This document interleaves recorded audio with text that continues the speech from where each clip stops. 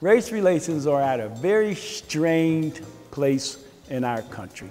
Probably the most strained they've been since the 1960s. How do we talk about race and diversity in this polarized climate? This is our attempt. We spoke with students and lifelong Hazelwood residents. We talked to local businesses and clergy. We spoke with victims of the justice system, and we spoke with people who are part of the justice system. We even sat down and talked amongst ourselves. We had one simple question that we started with. Are race relations worse or better, and why do you think that way? Through the following conversations, it is our hope that you will begin to have similar conversations with the people you encounter in your daily life. And maybe our different experiences can enrich our shared experiences.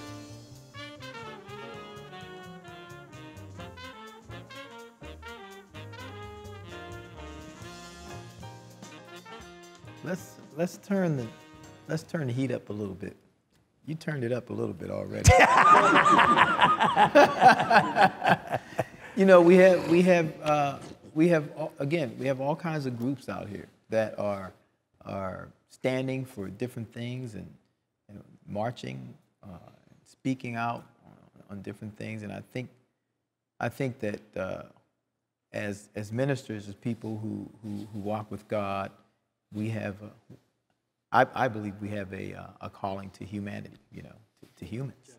And so when I think about, the gay community, when I think about communities that, of people who are, so to speak, maybe on the left or on the right, when you think about people who the gun community, so to speak, the people who love guns or want to own guns, and all those kinds of things. People in these groups get a lot of media attention, but there are a lot of other groups that don't always get the media attention. And I think about when I was growing up on the Hill, we had our own winos. They were alcoholics that, lived in our communities, and we owned them. So if anything, if anybody would try to pick on them, we knew who they were. We knew who they were, and it wasn't like we spent a whole lot of time hanging around, but we knew who they were, and there was some kind of community built around our winos. And we would watch them sometimes come together and congregate around a bottle, in a bag, and they shared with each other. And it was something kind of special about it, because I would see blacks, whites, I'd see fat, skinny, I'd see all kinds of folks just surrounding that bottle and sharing it with each other, And that was a community within a community that actually owned the folks, because we were like, we know who they are, we know their families, and we're not going to let you harm them, And if anybody know what I'm talking, I think some of y'all know what I'm talking about. So, but there's other groups that get more attention. They're more high profile groups, and I think that the church is in a unique position right now because we have our stance on different things, and at the same time, all of these groups that we're talking about are humans. These are humans. These are people who, as far as I'm concerned, we're called to. We're called to take what gospel we have, and in the way we can take that gospel, in the relevant ways that we can take that gospel. I think there's something that you said earlier, Ed. I should call you Ed 2, because Ed 1, Ed 2. What? I don't know who's one.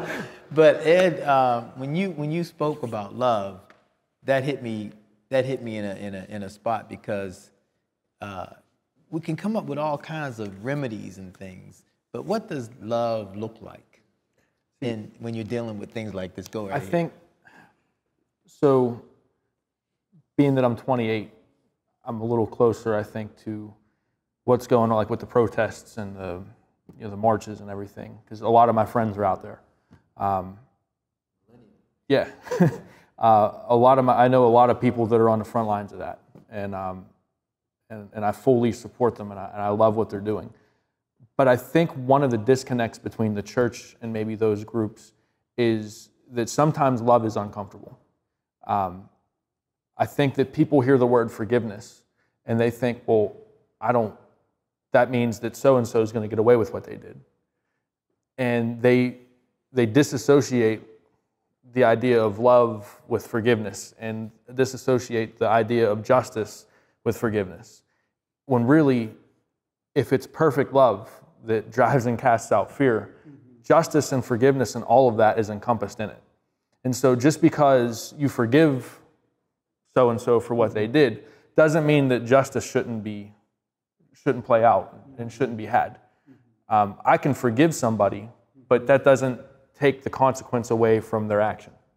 And so I think what we as a church need to show people, especially my generation, what I think my generation doesn't understand is that we can forgive people and we can love people and we can have a compassion for people, but that doesn't take accountability away.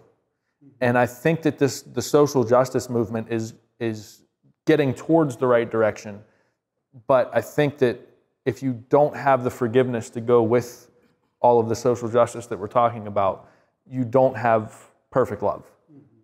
And if we're in the business of feeding people Christ, like you talked about, Rev, then we need to be showing them what perfect love looks like. And as the leaders of the faith community, we're called to a higher standard of that. And so if we're not examining ourselves, we're not looking ourselves in the mirror, and we're not reading Scripture and making sure that we're doing everything that we can do to be that in our communities, to be that example in our communities, then we're failing.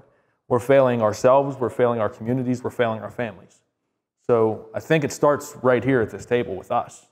And if we're not doing our job with perfect love, if we're not doing our job with showing people how to forgive and showing people what justice really looks like, then all these marches are great, all these protests are awesome, but they'll be here today and they'll be gone tomorrow. And so it's on us to kind of be that guiding force and making sure that Christ is guiding us so that we can guide them. Well, I like that. And what kind of kept revolving in my mind was balance. You know, was balance. And the two stories that come to mind was the man who fell among the thieves as he was on his way up to the road of Jericho, pictured and coupled with the woman that Jesus visited at the well in Samaria. And you kind of took me into a picture of balance because you said, well, what does that look like? How do we engage where there's protest, where there's justice, where there's injustice, where there's variables about which way do we go? What side do we go on? Where do we find a happy medium in the faith world to serve the people so that they could see that we're authentic? And those are the things that came to me, because in both cases, of course, the Good Samaritan was picturistic of Christ. You know, when the priest went by and when the Levite went by, here came the Good Samaritan. It was picturistic of Christ. He looked and saw the need. The man was lying there, wounded, in a state of helplessness. He stopped. And not only did he stop, but the Good Samaritan said, took him, aided him, left him to have the support he needed, and then went the third mile and said, if there's anything that he could not accommodate himself with, when I return, I will even take care of that. On the other side of that coin was when Jesus needs to go through Samaria. He had the disciples with him.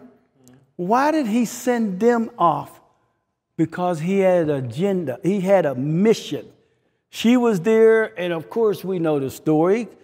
Jews and Samaritans didn't even have dealings.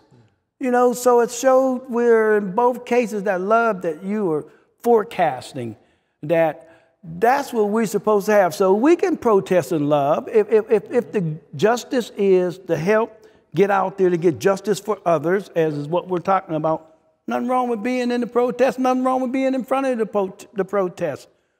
The thing is have the balance to know, where do we distribute what is picturistic of what Christ wants us to do? Where do we distribute that? Where's that balance so that that accusatory, I call it an accusatory demon, don't get up in the mindsets of other people's and cause them to be judgmental about we should have never took this role, or we should have never went up that road, or we should have never went up that road. But in reality, we know that every road that God leads us into, there's a purpose, you know. So then, but what I love about the love thing as I close is true love will help you find that purpose.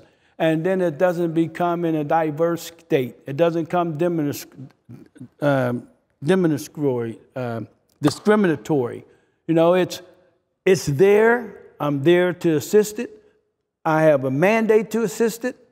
I can look at color, I can look at race, I can look at creed, I can look at gender, I can look at whether they're homosexual, I can look at whether they're lesbian. But at the end of the day, when the balanced decision is chosen, have I chosen the right one? So balance is what really came out of that conversation. There was a pastor at Discovery Christian Church in Cranberry. He was the urban minister. They had a campus in the South Side for a while. His name was Ryan Phipps. He's out in Maryland now. And he was kind of one of my mentors. And when I was in college, I was kind of going through a time in life where I didn't really have a lot of patience for people that I disagreed with. And I didn't want to hear, didn't really care, you know, kind of hard-headed. And him and I were having a discussion, and he, we were talking about a group of people that I really just, he kind of overheard me bad-mouthing. And he starts talking to me, and he says, who's the people that you dislike the most? And, I said, I take it you heard that conversation. And kind of had a chip on my shoulder. He says, well, Christ was on the cross for them too. And, trying to be, 20-something and tough, like, yeah, okay, whatever. But boy, that stuck in me, and that nagged at me and nagged at me and nagged at me. And boy, you talked about balance. Christ died for us, but the people that are on the other side of that protest, the people that are on the other side of that line, he died for them too. And we've got to remember that. Yeah. And along with that, we're all of us are made in his image. It's not just, the conservatives or a certain group or color, that's something I try to keep in mind, especially when you run into somebody who may not agree with you or may not view things the way you do, as they're made in God's image too, and I think that's a way to keep us humble. Yeah, absolutely. I was at a table with one of my Jewish friends. He's a rabbi, and we were talking. We were at Pamela's in Squirrel Hill, and we were talking about white privilege, and we were talking about black oppression, and just talking about ways that we could work together to combat and bring this idea of righteousness, justice, and equity. And we were sitting there, and he said, Tim, he said, I realize, he said, I'm well aware of the fact that the only thing that separates me from discrimination is this little thing that I have on my head. I forget what they call it. Yarmulke. Yeah, yep. He had one of those on. And he said, when I take this off, he said, I get all the privilege in the world. And that stuck with me, because I never really thought about it that way. I never thought about it, how you can have a little beanie on and that bring such discrimination against you, and as a human being, you begin to get this discrimination, the anti-Semitism, and you take it off, and it's gone, because you can't tell who I am. I'm a white man, and that kind of privilege is very interesting, because in the church, I'm not sure how often we deal with that. It's just openly and honestly. I'm not sure how often we deal with that. but there's a kind of privilege that happens in the African American community as well, but it's a different kind of privilege, and white people best not cross that line. You see what I'm saying? When white people cross that line, it's made known to them if they don't have the privilege to say certain things or do certain things in the black community. So there's this thing that's going on in all of the communities that are lines that we have to figure out, how do we either not cross that line, or how do we talk about those lines and begin to use some kind of eraser to erase that? Like you can't, our system, when we were talking, we talked about black on black crime as well. And when we talked about that, and he was trying to understand it a little bit better, I was saying to him, you have to think of, when you see black on black crime, you have to think about the long-lasting, just googobs of generational residual effect of slavery. And there's times when people don't want to talk about slavery. I'm thinking, how can we not? Because the system that we're under right now still has the remnants, of slavery. And so how can a people who were brought to America and were born out of, well, the people who were brought to America were not born out of slavery. It's the ones who came after that were born out of slavery. So those are the ones that were the ones who were sold on the selling block, and the ones who were separated, the wives who were raped and moved on. So families were separated. How does that healing come from something like that? Because that's a reality in our world. That's one of the things that's a reality in our world. Not to mention the Native American. So the Native American who was in Hazelwood before any of the other groups got here. You know what I mean? Before any of the other groups that got here, the Native Americans were here. And we think about those kinds of things and how every people have a story somehow of oppression. There's an oppression story in pretty much if you look hard enough, you look in every ethnic group, you'll find some time where there was oppression. And what is that all about? I think it's a fight for superiority. It's a fight for control, and that plays out a million different ways. Whether it's in families or churches or politics, or everybody wants to be top dog without considering the person who's sitting across the table from them. And so that's the $1 million question is how do we equalize the playing field? But I think knowing that, Ed, is a great first step. Mm-hmm. There's a commonality, that no one lacks suffering of some sort in their story, in their present, in their past. And as I take a look at this, what's the end game? If the raised voices and the angry words are so that I can dominate today, what's the end game? So I'm going to be as real as I possibly can here, because I grew up in Hazelwood. I went to Bergwin. I was one of 3 white kids in my class at Bergwin. And my mom always jokes, you can find me because I was the Irish-looking kid in the in the back row. But I never experienced oppression. Mm-hmm. I'm a 28-year-old white guy, middle class. I didn't have any, I didn't have to deal with the racial stuff that a lot of my friends had to deal with. And even to the point where when I was at Bergwin, I didn't get picked on for being white because I was one of the only white kids. As a matter of fact, those kids were more accepting and more welcoming to me because I was a part of their community than anybody after that.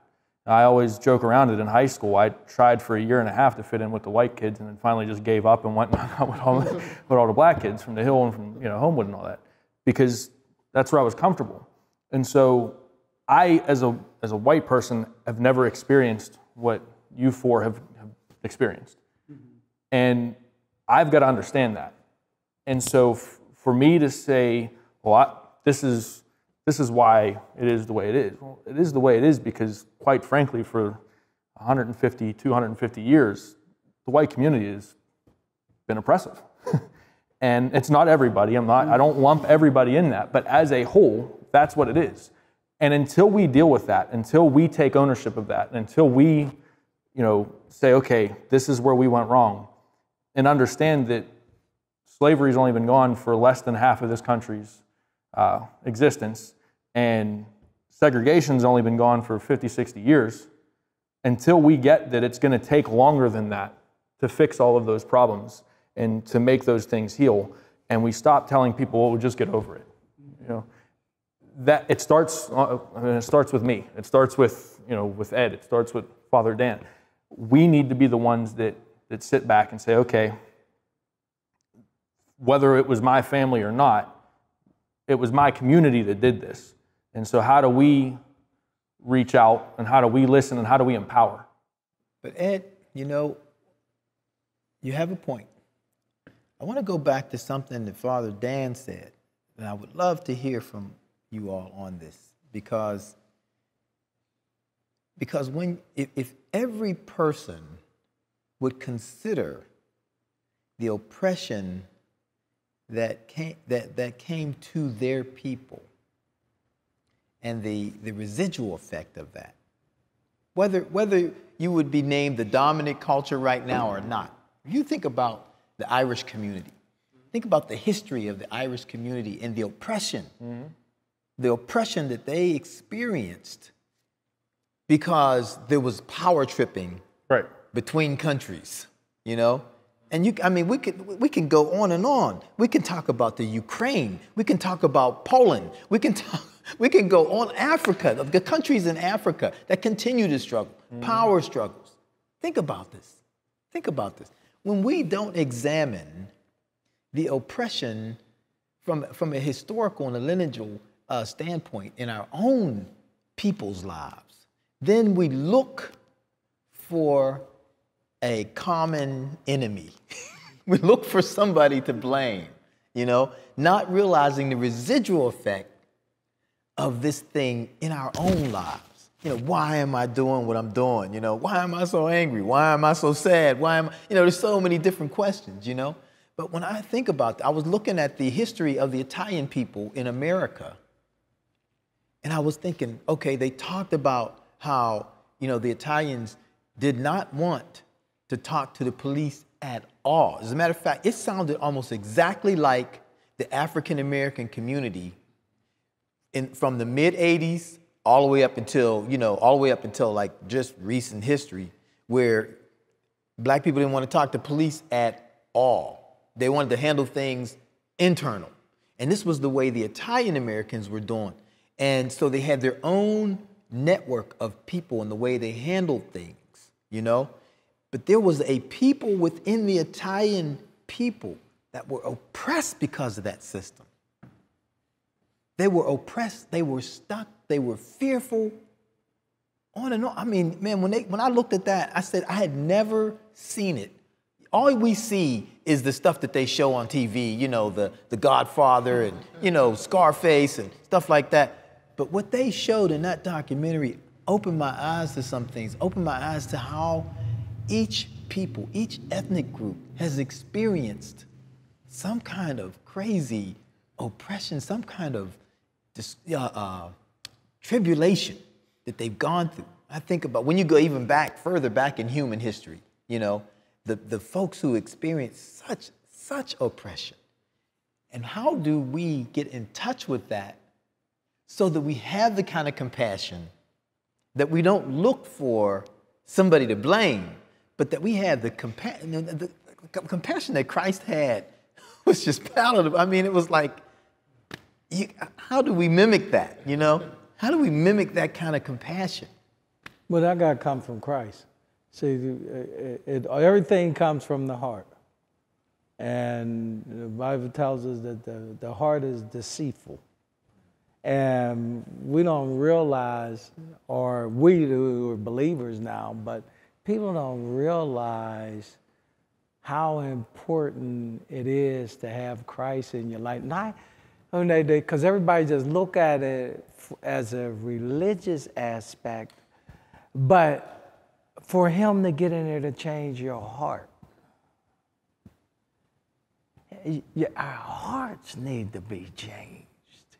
Because we can't, biblically, that stuff been going on since Ishmael and Isaac and Warren and all that what you're talking about now, and between all the different Ishmaelites and everybody, but that's not anything new to God.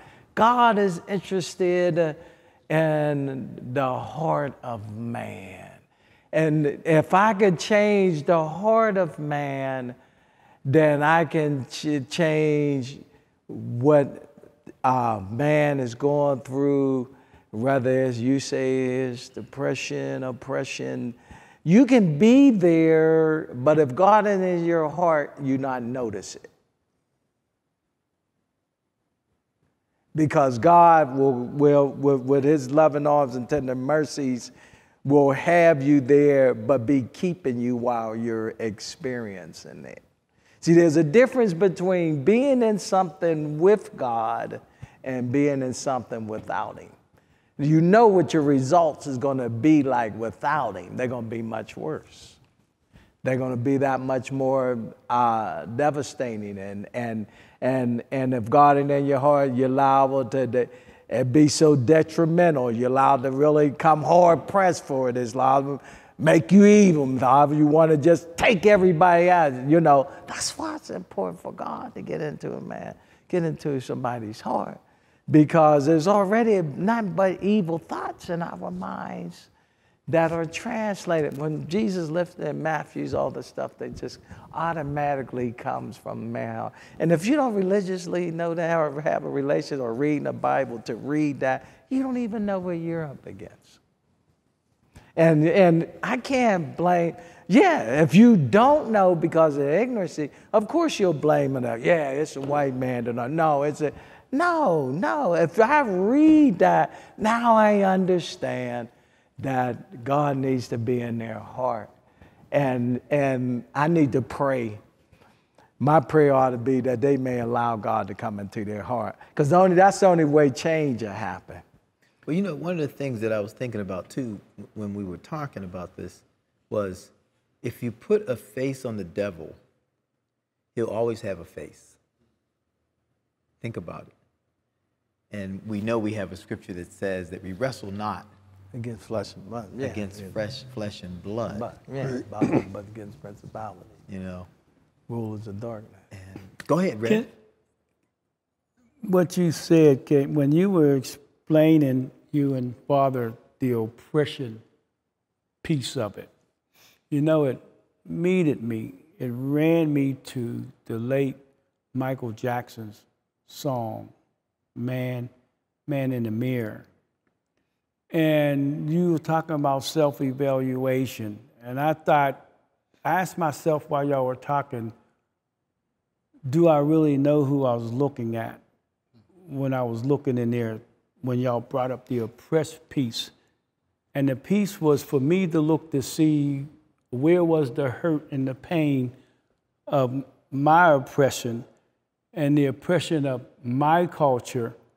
And do I stop there, or do I look at that piece, see where the healing is needed, but by the same time have enough thoughtfulness that others in other cultures that did it, that I also see them behind me. So the only way I can help them is first deal with the oppression upon myself, what I've gone through with my culture, but have a drive to say, not the woe is me syndrome, but deal with it. And then say, now how do I turn, because I'm facing the mirror, how do I now turn to face the other oppressed cultures and use my experience and my hurt and my pain to say, how can I help him?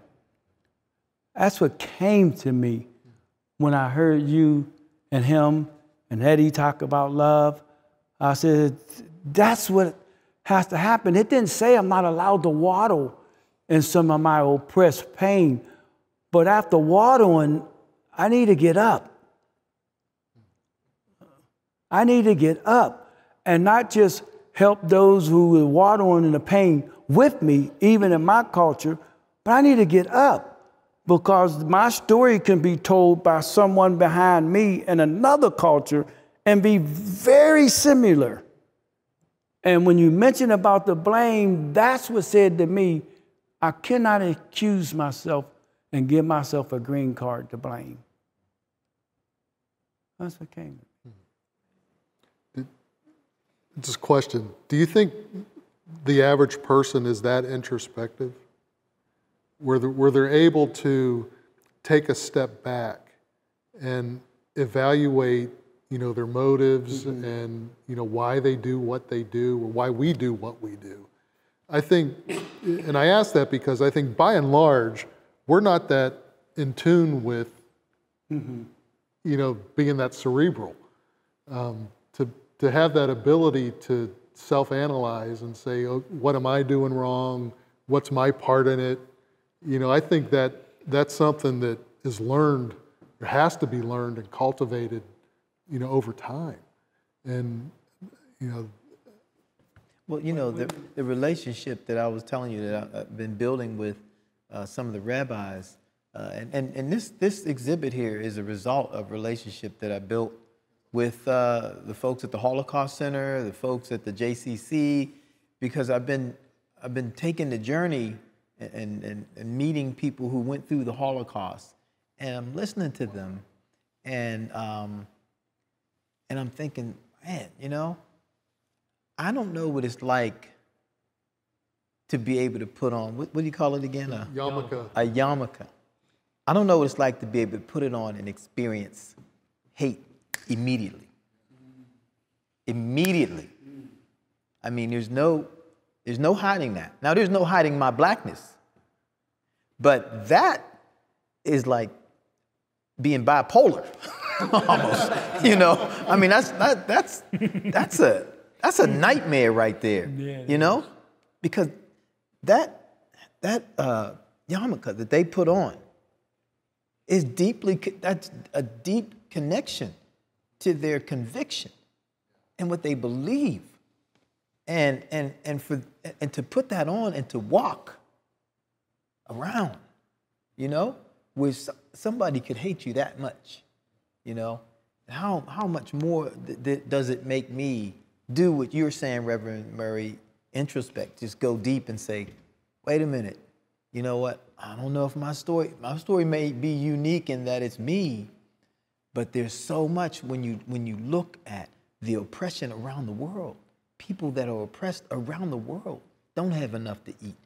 Wars that have gone on around the borders of Sudan for hundreds of years, on and on and on. Think about that. I mean, somehow there is a connection that I believe that God wants us to have. I really do. That we will be able to have that compassion, but we must connect. The relationships are just, there's no other way. We have to build relationships. We have to know each other and get to know each other. Because without that knowledge, as I'm learning, I'm getting knowledge that's making me feel like, oh, wait a minute, I need to go deeper. I need to think more. I need to use more of my brain and my heart. Your heart. Yeah, you got to get to that place where there's one Lord, one faith, and one baptism. One Lord over all, she's all, and who's in us all. And the only reason there is separation is not because God separated us, but we allowed ourselves to become it. And that from generations of how we were taught.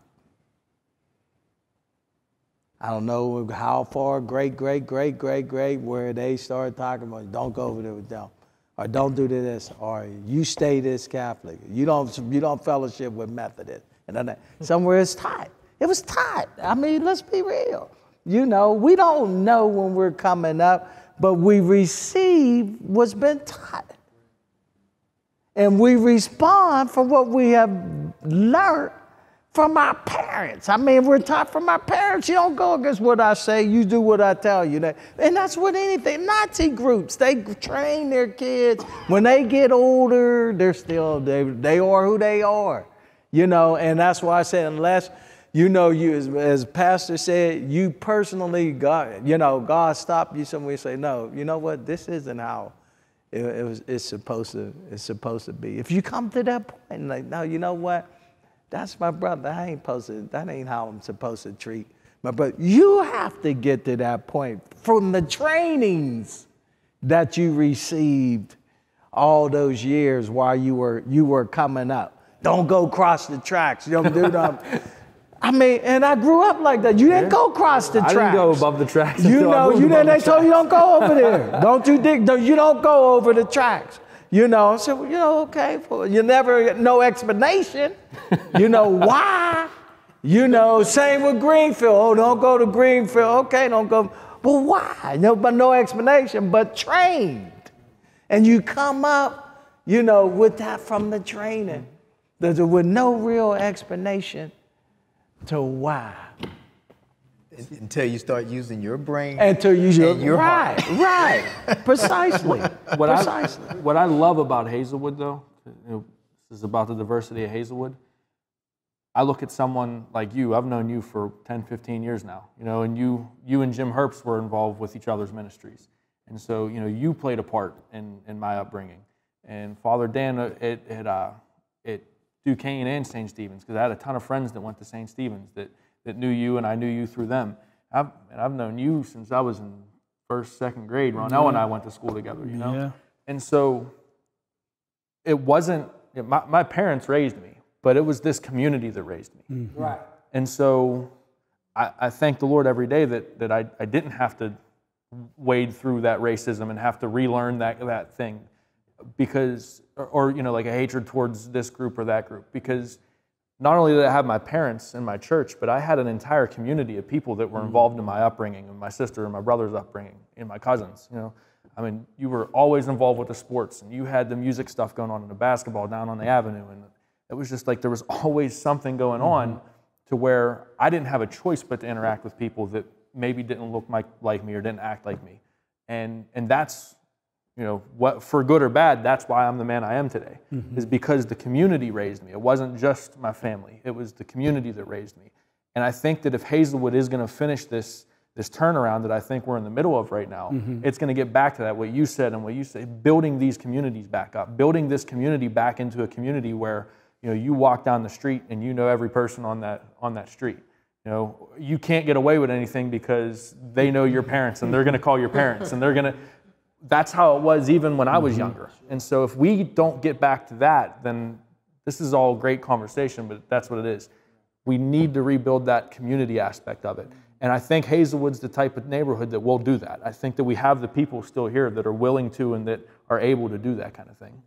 No matter how good, no matter how bad, we all belong to each other. That's right. This is home. And that's it, yeah. And I tell you, hey, you can choose your friends, but not your family. Right. We just happen to be family. But you know, one thing I could say even with coming up through those times in the '60s and everything, that was something that I could say that my dad and mom never instilled in us was anything racial. They never did, not about nothing like this. No, they got, in fact, I used to think my dad knew everybody in the world. My kids thought the same with me, that I knew everybody in the world because everybody spoke. That he taught you respect. So we respected everybody. And there's kids, ones who I played ball who are older now, same respect and everything. I went to their house, they came to my house, we ate at each other's table, we played. And I thank God for that. Because, and especially now with being in the ministry and being out there, I'm president of a ministerial alliance in Jeanette, where we have Catholic, Methodist, Presbyterian, and I am not uncomfortable with having to sit there and exhibit the leadership. I feel, and in fact, God is using me to point out, like we're doing now, that you know what, this ain't about, you know, your denomination. We're all brothers. And if we're going to make a difference here, we got to do this thing together. And as you said, I tell them I'm just being transparent, not personal. If we're going to do this, we need to do all this together. And not, well, this is your church. And we know how to not treat this like we're treating our own congregation. This is to benefit the community. And so now as we're doing here, we were seeking out what we need to do now is what are some of the needs, and let's start working. And that's something we could think about here. Let's start working on trying to get workshops to give them information and these needs that are needed so they can know that one, there's help out there and what can be done to help. As we wrap up, it sounds to me like, you know, part of what we're saying, and maybe all of what we're saying, is we don't care who gets the credit. No, God get the glory. That's right. Yeah. God get Amen. the glory. It's about God getting the glory. Amen. Yeah. But I'd love to hear from Deacon Horsley. Yeah. You're very quiet. Well, I've been sitting here, you know, listening to what everyone had to say, and it all, you know, centers pretty close to the same thing. I look at it a lot. There's, like with, in the community, there's something out there that people are striving for that I don't think they really know what they're going for, what they need in their lives, but we should be there and in the position to help them, you know, to find out what it is. And I think that would be a good beginning, you know, because you have to treat the adults, I think, you know, at this stage. I know we talked a lot about the kids, but, you know, if the adults are the head of the households, then that's where you have to hit there. You know, the children will look at their parents and so forth and use them as an example. Right. But if you have a parent that has a non-believer, no morals, this and that, Right. that's where, what do you expect the children to learn from? It'll be difficult. You know, I won't say every child's going to follow their parents, but it would make everything a lot easier in households and families. There's a lot of children probably in the neighborhood, young people who have never been in a church. You know, back a few years ago, I used to clean our church, and I'd be down there on the weekdays about the same time the school bus would stop, and where the church is a big school bus stop. And a lot of kids, I was shocked when it first started happening, would knock on the door. I'd open the door, see what it is, and they would say, "Can we please come in? We've never been in a church before." You know, and this is various age groups from 5 to 12, I bet you. And I run into a lot of adults who have never been to a church. You know, outside a funeral, it's the only time they ever walked inside. So if we could design and structure things that reach out, you know, to that segment of the community, I think that would help a lot, an awful lot. That would be your differences and so forth would all be in that circle there.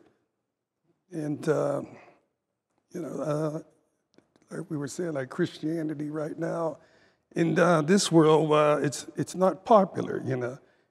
Everywhere you turn, they're striking it down, especially on TV, you know, Right. and in music and Right. so forth. And you have to, you know, counter that in some form, shape, or fashion.